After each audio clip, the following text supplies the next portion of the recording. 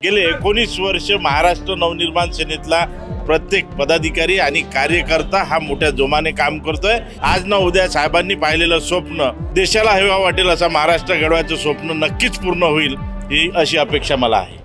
महाराष्ट्र नवनिर्माण सेनेचा 19वा वर्धापन दिन 16 पिंपरी चिंचवडमध्ये पार पडला। आपल्यासोबत मनसे नेते राजू उमरकर आहेत, त्यांच्यासोबत आपण बातचीत करणार आहोत। राजूजी, 19वा वर्धापन दिन 16 पार पडलाय, साहेबांनी आता अजून जोशानं कामाला लागण्याचे आदेश दिलेत।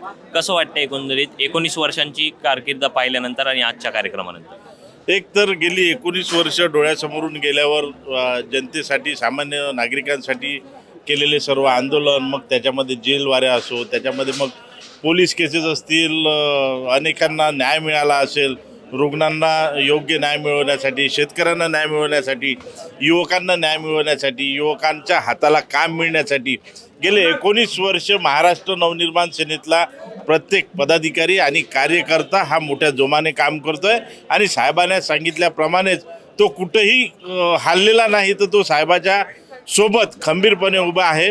आज ना उद्या साहेबांनी पाहिलेलं स्वप्न देशाला हेवा वाटेल असं महाराष्ट्र घडवायचं स्वप्न नक्कीच पूर्ण होईल ही अशी अपेक्षा मला आहे।